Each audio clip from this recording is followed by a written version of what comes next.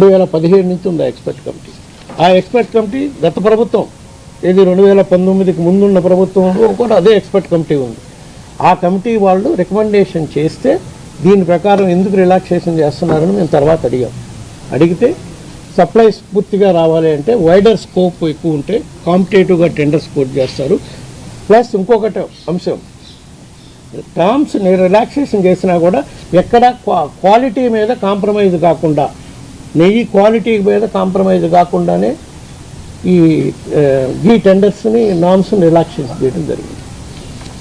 వీళ్ళు ఇప్పుడు దానికి ఏం చెప్తారు, రిలాక్సేషన్ చేశారు కాబట్టి ఈ బోలే బాబా లాంటి కంపెనీలు వస్తున్నాయి, ప్రీమియర్ అగ్రికల్చర్ ఫుడ్స్ లాంటి కంపెనీలు ఎవరైతే సప్లై చేశారో వాళ్ళు చెప్పినట్టు కల్తీ నెయ్యి చేస్తున్నారో వాళ్ళందరూ రాగలిగారు.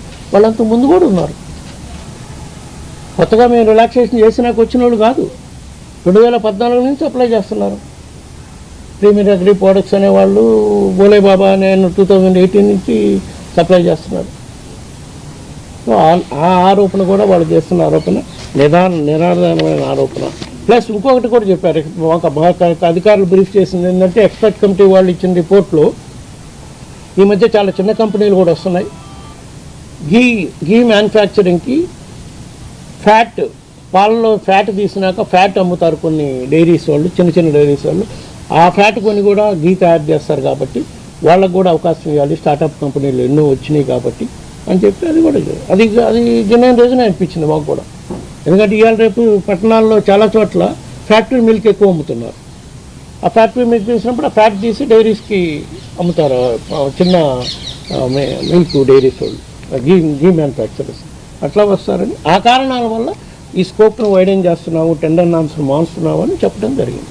ఆ తర్వాత కూడా ఏ కంపెనీలు ఉన్నాయి మళ్ళా, అదొకటి ప్రధాన నెపం మా మీద వాళ్ళు పెడుతుంది. ఇంకో అంశం, దాన్ని ఇప్పుడు ప్రధానంగా మా మీద ఎందుకు అభియోగం చూపిస్తున్నారు, మీరు రిలాక్సేషన్ చేశారు కాబట్టి, మీకు వేరే దురుద్దేశాలు ఉన్నాయి కాబట్టి బోలే బాబా లాంటి వాళ్ళని తీసుకురావటానికి, దానికోసమని వాళ్ళతో మీరు కమిషన్లు మాట్లాడుకున్నారని, వాళ్ళ కమిషన్లు ఏంటంటేనే మీరు ఇవన్నీ చేశారని, అది ఆ ఆరోపణ నిరాధారమైంది. కేవలం అందరికీ అవకాశం ఉండాలి, కాంపిటేటివ్నెస్ పెంచాలి, క్వాలిటీ దగ్గర ఎక్కడ కాంప్రమైజ్ కాకూడకుండానే ఈ రిలాక్సేషన్ చేయటం జరిగిందని చెప్పి ఈ సందర్భంగా తెలియజేస్తున్నాం. అదేవిధంగా బోర్డులో సభ్యులు కొంతమందికి ఏదో ఈ కల్తీ వ్యవహారంతో సంబంధం ఉంది, నాకు సంబంధం ఉంది అని కూడా చెప్తున్నారు. నేను లోగడ కూడా చెప్పాను, ఇప్పుడు కూడా మళ్ళీ చెబుతున్నాను, ఈ నెయ్యి కల్తీలోనే కాదు, టీటీడీకి సంబంధించి ఎటువంటి పర్చేజ్ అంశంలో కానీ, ఏ కాంట్రాక్ట్ అంశంలో కానీ నేను ఎక్కడా ఒక్క అవినీతికి నేను పాల్పడలేదు. దానికోసం నేను దేవుడి దగ్గర ప్రమాణం చేయడానికి కూడా సిద్ధంగా ఉన్నాను. ఏ సత్య శోధన పరీక్షకైనా కూడా నేను సిద్ధమే. నా మీద అట్లాంటి ఆరోపణలు చేస్తే మళ్ళా నేను దాన్ని న్యాయపరంగా ఏ విధంగా చర్యలు తీసుకోవాలో కూడా చూస్తాను. ఇంకొక అంశం, సిఎఫ్టిఆర్ఐ రిపోర్ట్ వచ్చినాక తొక్కుపెట్టి తర్వాత బోలే బాబాని మళ్ళా బోలే బాబాని తెచ్చింది మేమే అని చెప్తున్నారు. బోలే బాబా వాళ్ళు ఏదో మా చిన్నప్పన్న నా పిఏ అని చెప్పుకొని వాళ్ళతో ఏదో మాట్లాడండి. నేను ఇప్పటికి 10 సార్లు క్లియర్ చేయడం జరిగింది. సిట్ వాళ్ళకు కూడా నేను క్లియర్ చేయడం జరిగింది. నేను చెప్పినాక సిట్ వాళ్ళు కూడా క్లారిఫికేషన్ తీసుకున్నారు.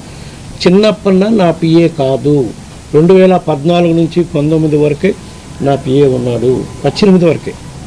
19 నుంచి ఏపీ భవన్లో లైజన్ ఆఫీసర్గా పనిచేశాడు. తర్వాత వివిధ ఎంపీల దగ్గర కూడా ఏదో కొంత